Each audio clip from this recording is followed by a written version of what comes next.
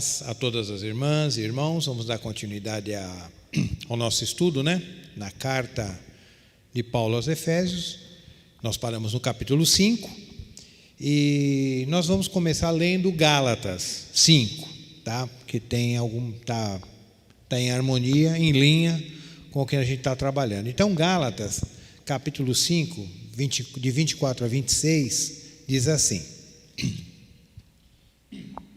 os que pertencem a Cristo Jesus crucificaram a carne com as suas paixões e os seus desejos. Como nós já explicamos, se a gente lê esses textos, principalmente esse que nós lemos aqui, de forma isolada, porque foi crucificado com ele o nosso velho homem, dá a impressão que o problema do pecado foi resolvido na nossa vida, no nosso corpo, na nossa natureza aqui e agora. Tá? Então a gente sempre fica com essa impressão se a gente pega um texto desse de maneira isolada, mas nós vamos perceber, nós já explicamos e vamos sempre estar reforçando essa verdade, que na verdade quando nós nos convertemos, o que mudou foi a nossa mente, o nosso entendimento mudou, mas a nossa natureza continua sendo pecaminosa e sempre nos puxando para o mal.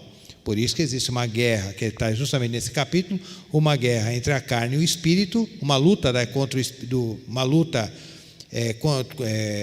carne contra o espírito e do espírito contra a carne, como está no versículo 17. Então, essa questão da crucificação da carne que Paulo fala aqui, que a nossa carne já foi crucificada com as suas paixões e desejos, isso seria o ideal, uma coisa que a gente vive pela fé. É como nós temos que nos considerar hoje em Cristo Jesus. Nós temos que nos considerar em Cristo Jesus como mortos para o pecado. O que significa essa questão de se considerar? Digamos assim que você...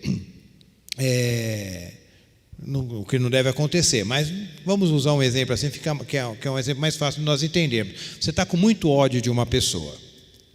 Muito ódio de uma pessoa. Ela fez uma coisa que te ofendeu demais. É lógico que nós não temos licença bíblica para ter esse sentimento, mas só para exemplificar. Uma pessoa que fez uma coisa que te trouxe muita amargura, muito ódio no coração. Aí você fala assim: eu considero essa pessoa morta para mim. Para mim essa pessoa não existe. O irmão já deve ter ouvido essa expressão, ou até algum dia na vida ter usado essa expressão. Espero que não, mas talvez sim. Eu considero essa pessoa, porque ela fez por mim, eu considero essa pessoa morta. Para mim essa pessoa não existe. A pessoa está viva, está respirando, está levando a sua vida, mas para você aquela pessoa morreu, apesar daquela pessoa estar viva. Então, com a nossa natureza é a mesma coisa. A gente considera a nossa natureza morta, mas na verdade ela está vivinha, da Silva, respirando e dando muito trabalho. E por isso nós precisamos do Espírito Santo para que a gente possa vencer esses desejos e essas paixões pecaminosas no dia a dia. Não é de forma definitiva. Dia a dia a gente vai tendo essa luta. E no 25 diz assim: se vivemos pelo Espírito, andemos de igual modo sob a direção do Espírito.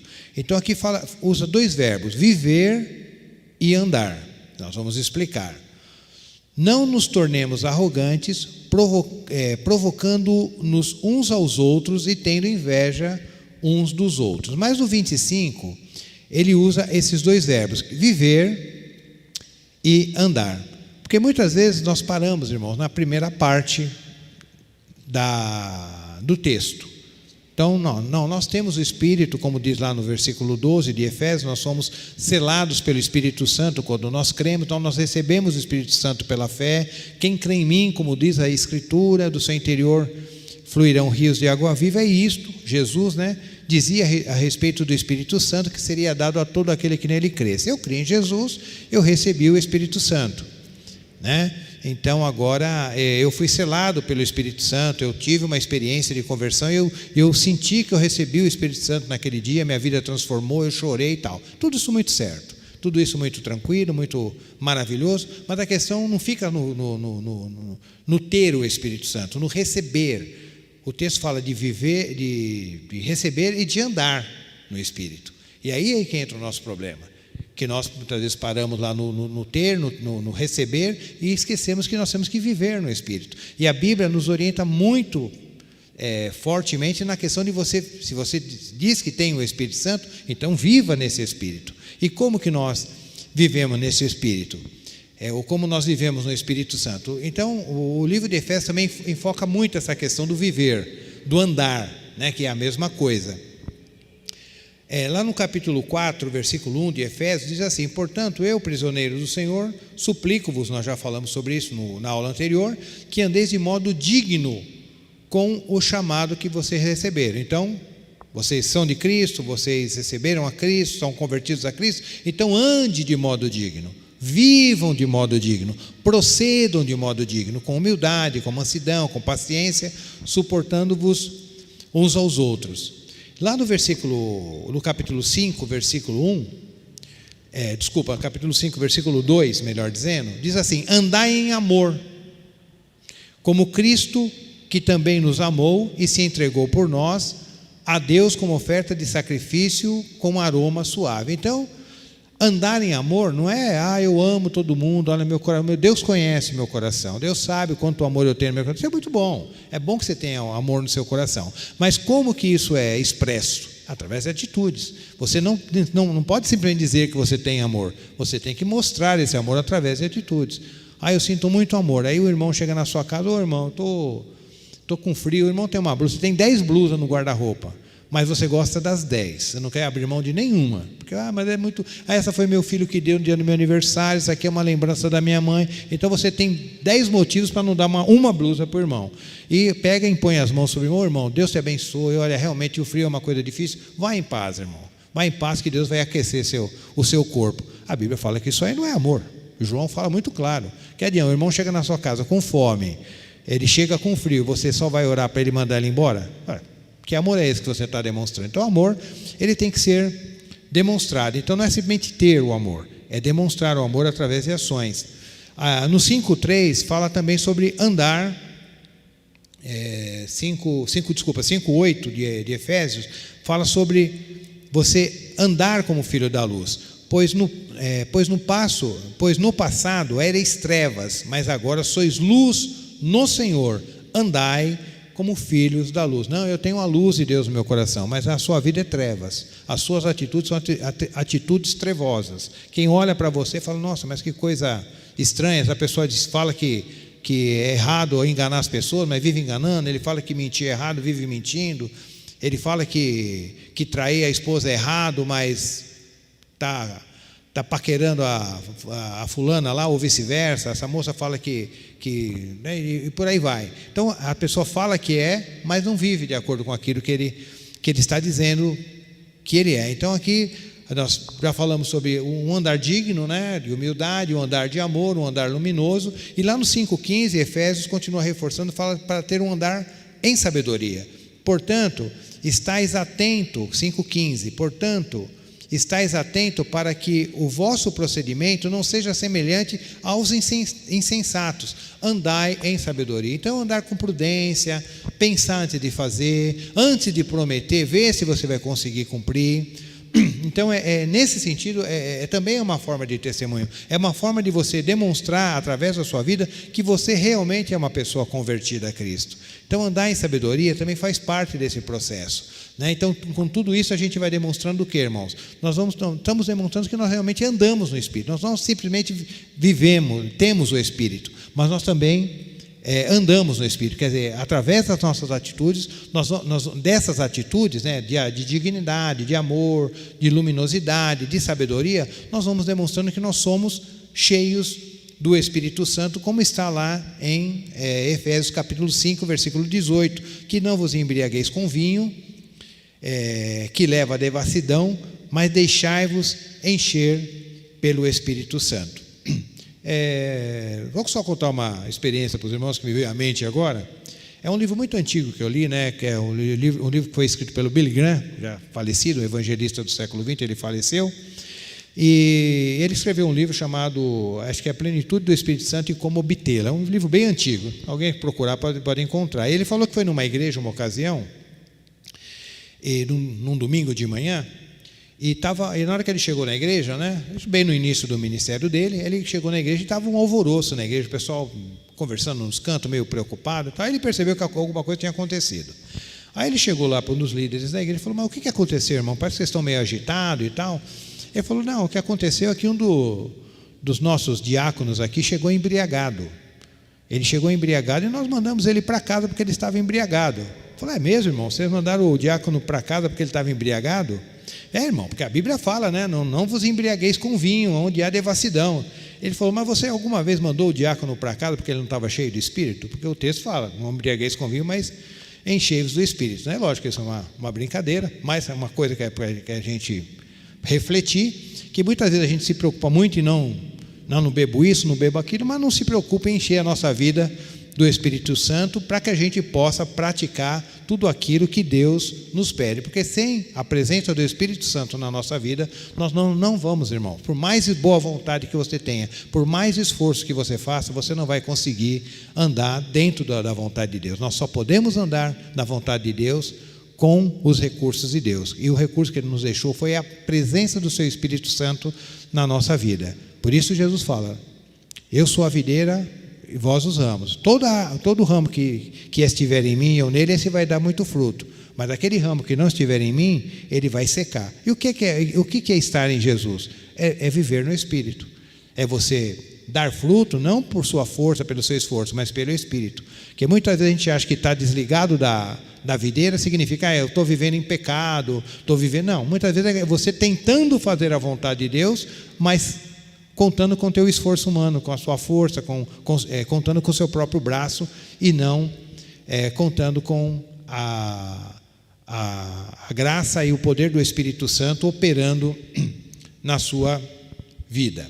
E no capítulo 15, uma vez que a gente entende que nós temos que viver no Espírito, tem que ter um andar digno, um andar amoroso, um andar de luz, um andar de sabedoria e viver na presença do Espírito Santo, então isso também, com certeza, né, vai estar afetando os nossos relacionamentos. Então a gente vai lá para Efésios capítulo 5, versículo 22, fala, esposo, amai as vossas esposas, como Cristo amou a igreja, mulheres, ame seus maridos, respeite seus maridos e sejam submissas a eles. Então a gente vê esses textos, e esses textos soam mal no nosso ouvido. Agride o nosso ouvido, principalmente dentro da cultura que nós estamos hoje. O que negócio é esse? A questão do marido amar a esposa até que não cria tanto problema, né? Não agride tanto, mas quando fala da mulher se submeter ao marido, aí cria-se toda uma confusão. Mas Deus não está pedindo, esposa, para você ser submissa ao seu marido por você mesma. Se você não for cheia do Espírito, nem que você queira, você não vai ser submissa. E marido, Deus não está pedindo para você amar a sua mulher por você mesmo. Ele quer que você ame a sua mulher porque você é um homem cheio do Espírito Santo e por isso você vai amar a sua esposa. Porque se você amar a sua esposa sem ser cheio do Espírito Santo, como qualquer pagão, para Deus não está tendo valor nenhum. Filhos, obedecer aos vossos pais. Se você está obedecendo aos seus pais só por medo de não receber um presente de Natal falando para as crianças, ou porque você vai ter algum tipo de represália, ele não vai deixar você sair, ou por esses motivos, mas não por amor a Cristo, não porque você é um filho cheio do Espírito Santo, não tem valor nenhum. Então Deus quer que a gente pratique a palavra dele, mas pelos meios dele. Então Deus quer que você ame a sua esposa? Quer, mas Ele quer que você ame a sua esposa como resultado de uma vida cheia do Espírito. Deus quer que você seja obediente ao seu marido? Quer também, uma vez que você está sendo obediente ou submissa ao seu marido, a palavra que você achar melhor, porque você está sendo movida pelo Espírito Santo, você entendeu dentro do propósito de Deus a importância que aquilo tem. Filho, você quer ser obediente aos seus pais? Então tem que ser porque você é cheio do Espírito e obedece aos seus pais de coração. Pais, que a Bíblia fala, pais, também não irritem os seus filhos, porque tem pai, porque não é cheio do Espírito, irrita os filhos, né? Fica exigindo coisa que não precisa exigir, pedindo coisa que não precisa pedir, às vezes até explorando os filhos, né? Eu sou o pai, você tem que obedecer, e acaba isso trazendo irritação, desconforto dentro do lar, e também isso é corrigido pela palavra de Deus, né? E ainda segurando nessa questão da familiar, irmão, então a gente também vê essa questão, que família maravilhosa, né? Família doriana, né? O marido ama a esposa obediente ao marido, os filhos sorrindo na mesa, os filhos sempre obedientes, o pai só pede uma vez, chama uma vez, já atende. Então a gente fala, nossa, que família maravilhosa. Aí você olha para a sua realidade, às vezes a sua família não é assim. Às vezes a sua família é bem o oposto do que está aqui. Falou, mas Deus, mas eu estou fazendo a minha parte, estou me esforçando, estou orando, e aí a coisa parece que não está andando, eu não consigo estabelecer esse padrão na nossa vida. Desculpa, eu não consigo estabelecer esse padrão dentro da minha casa. Mas só que a gente tem que ter uma coisa em mente, irmãos, que esse é o ideal. É isso que Deus quer para todas as famílias. Que o marido ame a mulher como Cristo ama a igreja, esteja disposto a morrer por aquela esposa, como Cristo morreu pela sua igreja, que a esposa seja submissa ao seu marido, porque ela vê tanto amor naquele marido, que ela não tem nenhuma dificuldade de se submeter a ele, de estar aos pés dele, como aquela mulher que entrou lá na casa do Simão e chorou aos pés do Senhor e enxugou com seus cabelos, como a própria Maria, que ungiu o Senhor ali lá em Betânia. Tudo isso muito, muito bonito. Esse é o ideal, esse é o padrão. Os filhos ali obedecendo os pais, com alegria, com singeleza de coração, os pais não irritando os filhos, isso é o ideal. Só que a palavra de Deus fala que 5 estarão numa casa e 3 contra 2. Então o próprio texto começa assim: vocês pensam que eu vim trazer paz na terra? Não vim trazer paz, eu vim trazer espada. Numa mesma casa estarão 3 contra 2, 2 contra 3 e por aí vai. O pai vai estar contra o filho contra o pai, a sogra contra a nora e por aí vai. O texto está lá. Então como que a gente consegue harmonizar esse texto de Jesus, dos evangelhos, com esse texto de Efésios? É porque muitas vezes eu preciso sempre buscar o vínculo da paz, preservar o vínculo da paz, melhor dizendo. Eu sempre, enquanto depender de mim, eu tenho que ter paz com todas as pessoas, mas isso não pode de maneira alguma afetar o meu relacionamento com Deus. Em nome da unidade, eu ficar separado de Deus por causa de uma unidade familiar. Se a divisão dentro da minha casa está sendo por causa do Senhor, porque eu quero praticar a vontade do Senhor que está clara na sua palavra, e por causa disso, muitos na minha casa não vão aceitar, então aí a gente tem que ir um degrau a mais, né? E tem que ir um degrau. Aquele que amar o pai, a mãe, o filho, a filha mais do que a mim, não é digno de mim. Para você ter harmonia com as pessoas, você tem que abrir mão da vontade de Deus, você tem que ser infiel a Deus, você tem que pecar contra Deus para que você mantenha uma harmonia. Então aí você vai ter que escolher, porque você não vai poder servir a 2 senhores. Ou você vai servir a Deus, ou vai servir a Baal. Ou você vai servir a Deus, ou vai servir a riqueza. E como nós estudamos na aula anterior, você vai ter que ter um foco. Você vai escolher que foco que você vai querer seguir. Ou vai querer seguir a Cristo, ou vai querer seguir a Baal. Por isso Elias corrige o povo de Israel lá no monte, quando os profetas de Baal estavam ali. Lembra desse texto? Os profetas de Baal desafiaram a Elias, né? O Elias, na verdade, desafiou os profetas de Baal para ver quem ia fazer descer fogo do céu. E como que Elias começa a conversa? Corrigindo o povo. Por que vocês estão cocheando entre 2 pensamentos? Por que vocês estão estão com 2 focos? Ou uma hora olha para um lado, uma hora olha para o outro, uma hora olha para a esquerda, uma hora para a direita, e vocês não têm uma direção definida, não tem um objetivo só. Por que vocês estão cocheando entre 2 pensamentos? Ou vocês servem a Deus, ou vocês escolhem a Deus, ou vocês escolhem a Baal. Então muitas vezes dentro da casa, quando às vezes nós temos dentro da família, temos que tomar essa decisão, muitas vezes isso pode trazer uma cisão, pode trazer uma guerra dentro da nossa casa. É uma palavra agradável? Não é, mas existe essa possibilidade. Então muitas vezes eu preciso ver se a minha família não está dentro desse padrão de Efésios, nessa harmonia perfeita, se não está assim, se é por causa da vontade de Deus, ou até por causa de uma rebelião no meu coração, que eu até posso achar que é a vontade de Deus. Então tudo isso tem que ser visto com clareza e com cuidado à luz das Escrituras. E depois no capítulo 6 ele fala também de um relacionamento social, o relacionamento profissional, maridos, servos, que aqui no caso é escravos, né? Que nem tinha salário como nós temos hoje, né? Escravos, que não tem salário, que vocês têm um dono, obedeçam aos seus senhores como se estivessem obedecendo ao Senhor. Senhores, não maltrate os seus empregados, porque vocês também têm um Senhor no céu.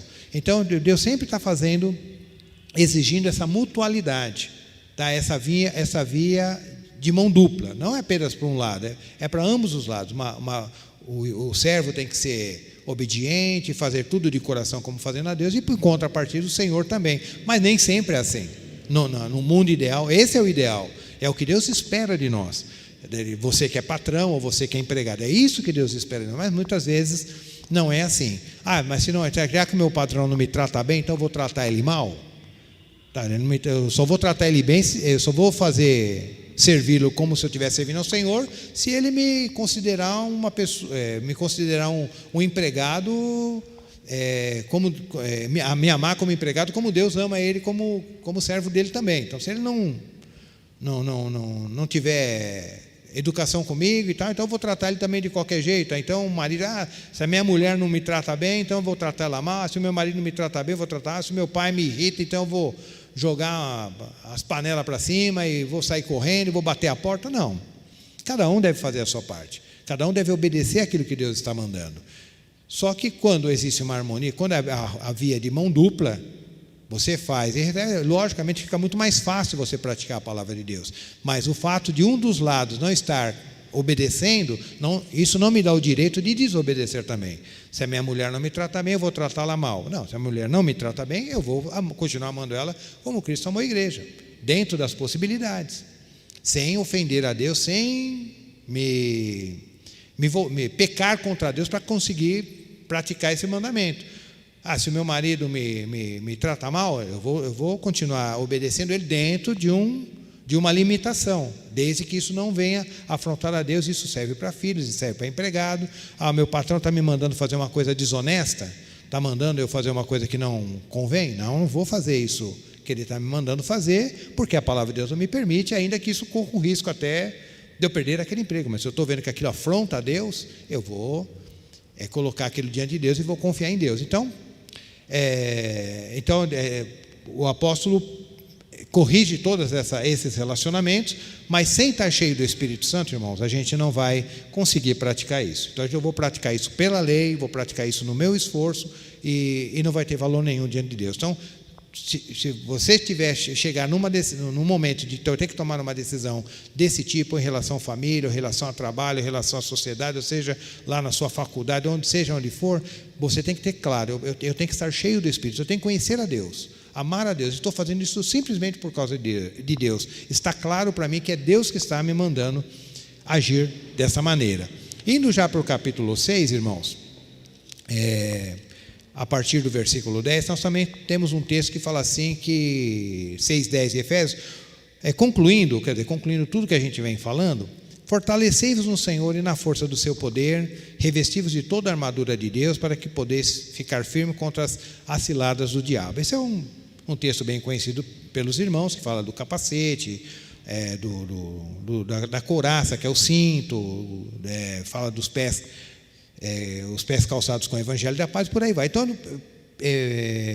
Paulo usa uma figura de linguagem de um soldado, que está se preparando, que está devidamente equipado, para uma guerra. Bom, mas é um texto também muito perigoso. Esse texto aqui a gente tem que ir com cuidado com ele. Porque do que Paulo está falando? Do que Paulo está falando? Paulo está falando que eu tenho que está me vestindo que nem um soldado romano do primeiro século? Não, logicamente que ninguém vai achar que é isso que Paulo está falando, que ele está realmente dando um exemplo. Mas há muitas pessoas que acham que, com esse exemplo de Paulo, o crente ele tem que ser um guerreiro e tem que ficar lutando contra coisas invisíveis. Entendeu, irmãos? Então isso é muito. Então existe hoje um ensino no meio da igreja que você tem que estar lutando contra os demônios. O demônio está em tudo, o demônio está na cama, o demônio está na casa, o demônio está em tudo quanto é lugar. Então, se você entra numa casa, você sentir um arrepio, você tem que começar a gritar, orar, brigar, porque você na verdade é um soldado que tem que ter a armadura de Deus, e começa a mistificar o texto. E o texto, na verdade, eu não estou negando a operação maligna no ar, ou a manifestação invisível do diabo. O que eu estou corrigindo, e espero que os irmãos não tenham caído nessa cilada, porque eu já caí, é de ficar brigando com o diabo como se isso fosse resolver alguma coisa. Tá guerreando e gritando, expulsando o demônio, porque você achou na sua cabeça que o demônio está em algum lugar, está no guarda-roupa. Então, eu tenho até um irmão, não quero entrar muito nesses detalhes, que ele vai na casa das pessoas. É um irmão que ele, infelizmente, ele começou a ir por essa vereda, enveredar por esse caminho, mas sempre foi um irmão muito amado, muito bíblico, mas infelizmente começou a enveredar por esse caminho aí. E ele chega na casa das pessoas e ele chega literalmente com um saco de lixo preto, pessoas que estão se sentindo perturbadas dentro da casa, e ele começa a entrar na casa, começa a orar, e tudo aquilo que ele vê na casa, que pode ser uma influência maligna, ele tira e vai colocando dentro daquele saco e vai jogar fora. Se ele vê um brinquedo da criança, uma criança que não está dormindo, não está dormindo por causa desse, ele achar, é por causa desse brinquedo, é aquela coisa toda, então pega aquele brinquedo, tem que jogar fora, essa roupa que tem esse símbolo. Algumas coisas que eu estou falando, alguns irmãos devem estar se familiarizando. Então, essa doutrina existe por aí. E eles se baseiam nesse texto para estar fazendo esse tipo de limpeza espiritual na casa.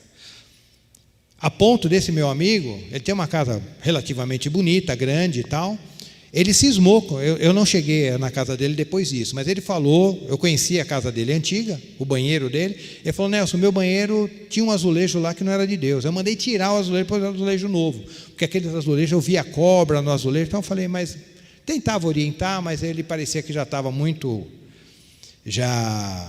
tomado por esse ensino, então eu vi que estava difícil a gente conseguir ajudar, a orientar em alguma coisa. Então ele achava que era aquilo mesmo, então o demônio opera na cama. Então ele tem até alguns vídeos aí na internet e tal, com muitas visualizações, irmão. Tem um vídeo dele que tem 800 mil visualizações.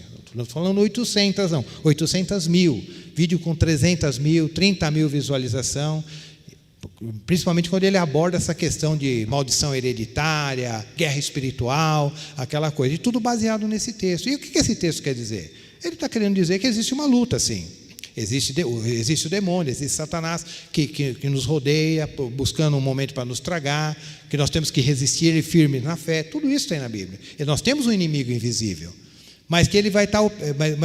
Qual que é o maior objetivo dele? É que a nossa natureza pecaminosa e caída se sobressaia a nova vida que nós temos em Cristo. A luta da carne contra o espírito e o espírito contra a carne. Então nós temos que nos armar com o capacete, com o sapato, com a espada do espírito, que é a palavra de Deus. Nós temos que nos armar com esses itens aqui que Paulo destaca, para que a gente possa vencer, em primeiro lugar, a nossa carne. Em primeiro lugar, a nossa carne. Primeiramente, nós sermos fiéis ao Senhor no nosso caminhar diário. Isso em primeiro lugar. E se dentro desse contexto Deus apresentar uma coisa, uma manifestação maligna que você vê que é claro numa pessoa, então em nome de Jesus nós podemos expulsar assim, podemos libertar a pessoa assim. Se existir algum caso muito específico que você perceber que existe uma manifestação maligna que ninguém consegue entender ou ver, mas você, pelo discernimento do Espírito, Deus te deu clareza naquela situação para você resolver, eu creio nessas coisas normalmente. Agora, quando isso se torna uma regra na nossa vida, qualquer coisa que eu cismo lá com o extintor, porque é vermelho, e começa, não, o extintor não pode ser vermelho, porque essa cor não é de Deus, começa esses absurdos. Então a gente tem que ser cuidadoso, irmãos. Existe uma guerra espiritual, sim, mas em primeiro lugar ela começa na nossa vida. Tá? A minha luta da carne contra o espírito e do espírito contra a carne. Então eu preciso estar cheio de espírito para isso. Existe uma guerra espiritual, pessoas que estão atormentadas, que precisam de oração, precisam da palavra para poder se libertar. Então tudo isso aí a gente entende, mas tudo de forma muito equilibrada e muito direcionada pelo Espírito, para que nós não caiamos no desequilíbrio, que a gente não caia nos exageros e depois se perca nesse mar de heresias, e depois se torna até difícil da gente retornar. Então, irmãos, eu, pela misericórdia de Deus, um dia em particular posso conversar com quem se interessar, passei por essas coisas, tive experiências não muito agradáveis a respeito disso, mas pela misericórdia de Deus, o Senhor foi me dando luz e foi me libertando também.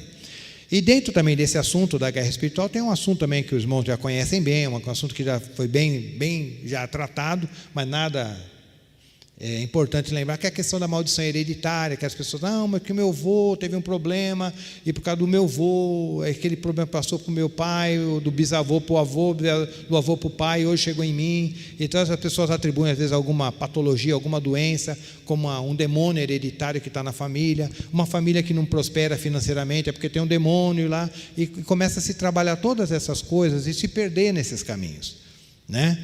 Então, se tinha uma pessoa que tinha que ter um problema hereditário forte, era o próprio Jesus. Jesus, na família dele, tinha tudo quanto era tipo de gente, que ele vem de uma família de reis, dos reis de Israel. Então, se os irmãos estudar a história dos reis de Israel, você vai ver, tem muitos reis bons lá, uma bênção.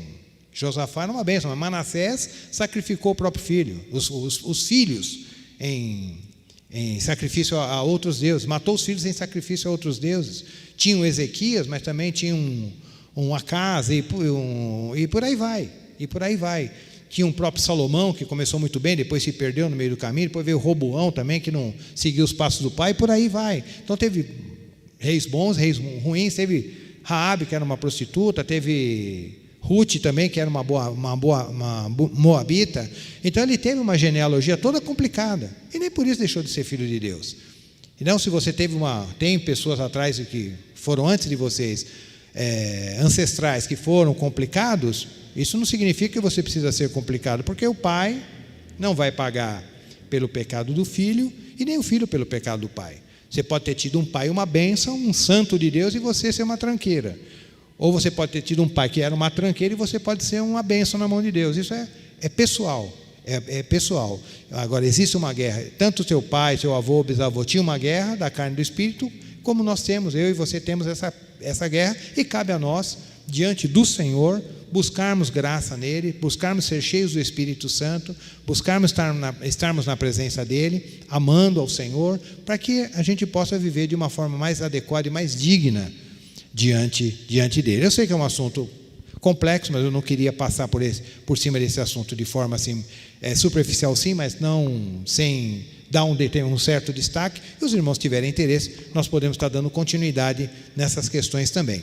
Então aí Paulo já vai para o final da carta, despedindo os irmãos. Como nós falamos no início, é uma carta circular, ele não dá destaque para nenhum nome, como dá lá na igreja de Romanos e a outras cartas dele, mas ele faz uma saudação geral, porque com certeza essa carta ia rodar realmente por todas as igrejas da Ásia, ali naquela região.